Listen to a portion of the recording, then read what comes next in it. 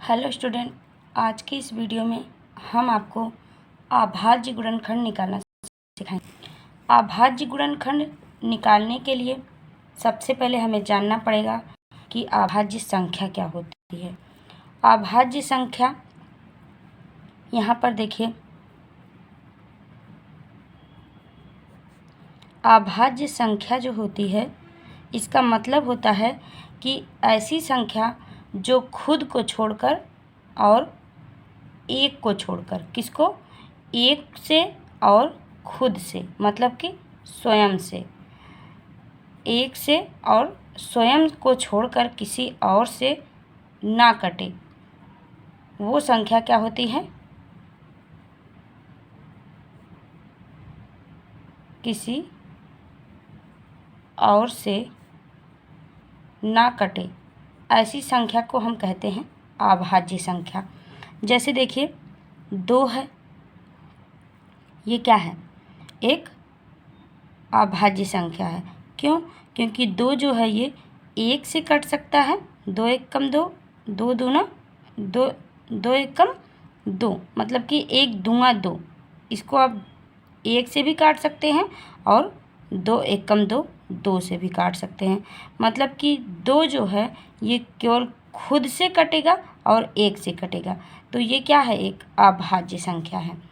इसी तरह से देखिए, कोई भी संख्या ले लीजिए, जैसे यहाँ पर 5 है, तो 5 जो है ये 1 से कट सकता है और 5 से कट सकता है, और ये किसी संख्या से नहीं कट सकता है।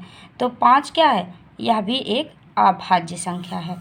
अगर हम यहाँ पर 4 लेते हैं या फिर 9 लेते हैं, तो यहाँ पर देखिए 4 जो है ये 1 से कटेगा, 2 से कटेगा और 4 से भी कटेगा। तो खुद को और 1 को छोड़कर ये किसी और भी संख्या से कट रहा है, तो इसका मतलब है कि ये अभाज्य संख्या नहीं है। इसी तरह से 9 जो है यह 1 से भी कटेगा और यह 3 से भी कटेगा और ये 9 से भी कटेगा। तो 1 3 9, मतलब कि 1 से और खुद से तो कट भी रहा है और ये और भी संख्या से कट रहा है, इसका मतलब यह एक अभाज्य संख्या नहीं है। तो आपने सीख लिया कि अभाज्य संख्या होती क्या है, मतलब कि जो खुद से और एक को छोड़कर और भी संख्या से ना कटे, वो हमारी अभाज्य संख्या होती है। अभाज्य संख्या क्या होती है, एक से और खुद से खाली कटती है और किसी और संख्या से वो नहीं कटती है, तो ये होती है अभाज्य संख्या। अब अभाज्य गुणनखंड निकालने के लिए किसी भी संख्या का, जैसे यहाँ पर हमने 3 4 संख्या ली है, इनका अगर हमें अभाज्य गुणनखंड निकालना है तो इसका मतलब यह है कि इस संख्या को हमें ऐसे तोड़ना है कि हमें ऐसी संख्या मिले जिनको फिर से खुद से और किससे, खुद से और एक से के अलावा किसी और से वो संख्या ना कटे, ऐसी संख्या हमें मिलनी चाहिए। जैसे देखिए, पहला हमारा सवाल है 15। मान लीजिए इस 15 को हमें अभाज्य गुणनखंड निकालना है, तो हम क्या करेंगे, यहाँ पर एक खड़ी लाइन खींचेंगे, उसके बाद एक बड़ी लाइन खींचेंगे। अब हम देखेंगे ये किससे कट रहा है, तो हम इसको सबसे छोटी से छोटी संख्या से काटने का प्रयास करेंगे। तो यहाँ पर सबसे छोटी संख्या क्या है, 3 है, जो 15 को काट सकती है। तो इसको हम काटेंगे 3 5 15, 5 बार गया, उसके बाद हमें मिला 5, 5 किसी और से कटेगा नहीं, तो ये इसको हम काटेंगे 5 से। तो इस तरह से हम इसको 5 एकम 5 कितनी बार गया, 1 बार, इसको हम काट देंगे। तो हमें मिला क्या, 3 और 5, तो इसके बराबर में हम लिखेंगे 3 गुणे के 5, 3 गुणे 5। तो इसकी कितनी अभाज्य संख्या है, 15 की, 15 की 2 अभाज्य संख्या हमें मिली हैं। कौन कौन सी, 3 और 5।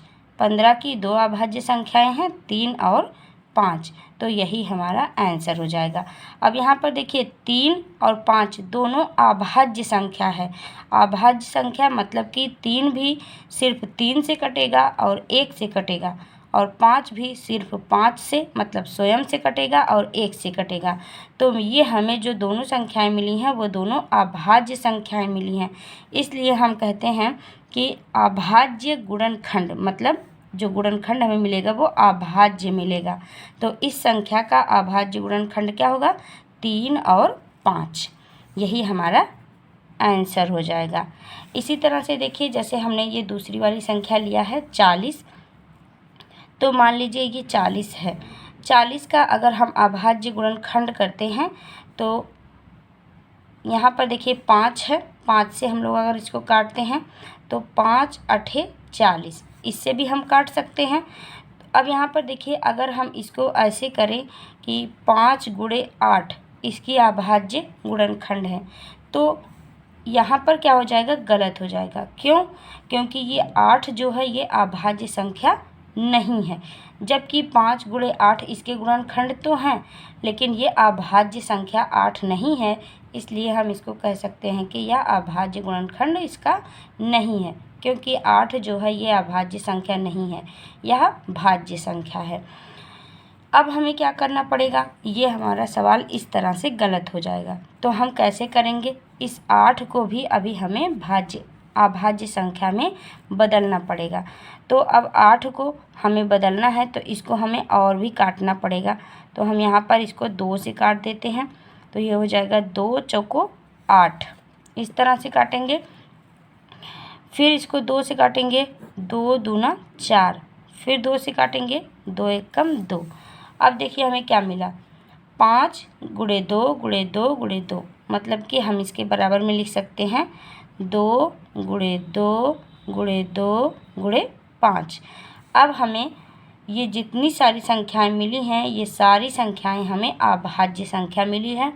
अब हम कह सकते हैं कि 40 की अभाज्य गुणनखंड 40 का यही होगा, 2 गुणे 2 गुणे 2 गुणे 2।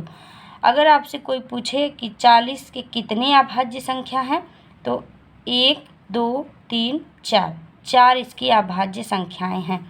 अगर कोई पूछे कि 40 की कौन कौन सी अभाज्य संख्या है, तो 2 और 5। कौन सी? 2 और 5। इसको आप इस तरह से भी लिख सकते हैं, जैसे 2 है तो 2 की कितनी बार है? 1 2 3 बार है, तो यहाँ पर 2 की 3 घात लगा दीजिए और गुणे में 5 बचा है तो इसको ऐसे लिख सकते हैं। यह भी हमारा आंसर हो जाएगा।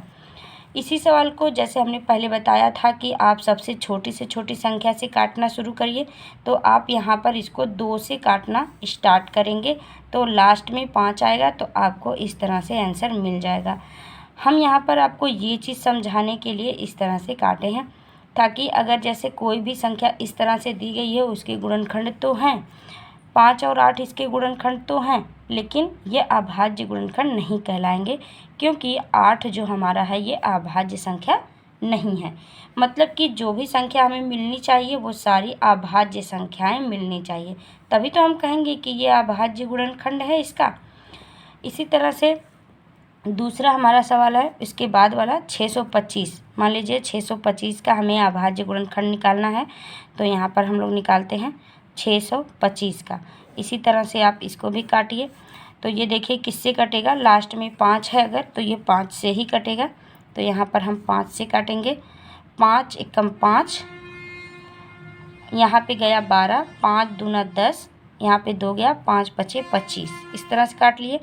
फिर आप इसको 5 से काटिए, क्योंकि लास्ट में 5 है तो 5 से कट जाएगा, 5 दूना 10, 5 पचे 25। फिर से 5 से काटिए, ये हो जाएगा 5 पचे 25। फिर से 5 से काटेंगे तो हो जाएगा 5 एकम 5। तो 625 की अभाज्य गुणनखंड क्या हो जाएगा? 5 गुणे 5 गुणे 5 गुणे 5, 4 बार 5 है, तो आप इसको 5 की घात 4 भी लिख सकते हैं। अब देखिए जितनी जो ये संख्या हमें मिली है 5, ये क्या है? अभाज्य संख्या है, तो इसलिए हम कह सकते हैं इसके अभाज्य गुणनखंड 625 के अभाज्य गुणनखंड 5 गुणे 5 गुणे 5 गुणे 5 या 5 की घात 4 होगा। इसी तरह से 990 है हमारी संख्या, इसका भी हम लोग निकाल के देख लेते हैं। जैसे मान लीजिए 990 है, इसका भी हम इसी तरह से अभाज्य गुणनखंड करेंगे। तो सबसे छोटी संख्या 3 से हम काटते हैं। 3 त्रिका 9, 3 त्रिका 9 और ये 0 उतर जाएगा। उसके बाद देखिए फिर से 3 से काटते हैं। 3 एकम 3, 3 एकम 3 और ये 0 उतर जाएगा। उसके बाद अगर हम इसको 2 से काटें तब भी ये कट जाएगा। 2 पच्चे 10, 1 बचा, 2 पच्चे 10, इस तरह से हो गया। फिर से हम इसको 55 है तो किससे काट सकते हैं? 5 से ही कटेगा। 5 एकम 5, 5 एकम 5, ये हो गया। अब 11 है, 11 एक अभाज्य संख्या खुद है तो ये सिर्फ और सिर्फ 1 से कटेगा और खुद से कटेगा। तो 11 एकम 11, हमने इसको इस तरह से काट लिया। अब हमें क्या मिला? हमें मिला 3 गुणे 3 गुणे 2 गुणे 5, यह इसकी अभाज्य गुणनखंड होंगे। यहाँ पर आप इसको इस तरह से भी लिख सकते हैं। 3 की घातें कितनी बार है? 2 बार है। 3 की घात 2 गुणे 2 गुणे 5, आप इसको इस तरह से भी लिख सकते हैं। यह भी आपका आंसर हो जाएगा। तो आई होप आपको अच्छी से समझ में आया होगा कि अभाज्य गुणनखंड कैसे निकालते हैं और अभाज्य संख्या क्या होती है, किसे हम अभाज्य गुणनखंड कहेंगे, किसे नहीं कहेंगे। अच्छे से आपको समझ में आ गया होगा। अगर अच्छे से समझ में आया है तो वीडियो को लाइक ज़रूर करिएगा। चैनल पर नए हैं तो चैनल को सब्सक्राइब ज़रूर कर लीजिएगा और कमेंट में ज़रूर बताइएगा कि वीडियो कैसी लगी। Thank you. Thanks for watching the video.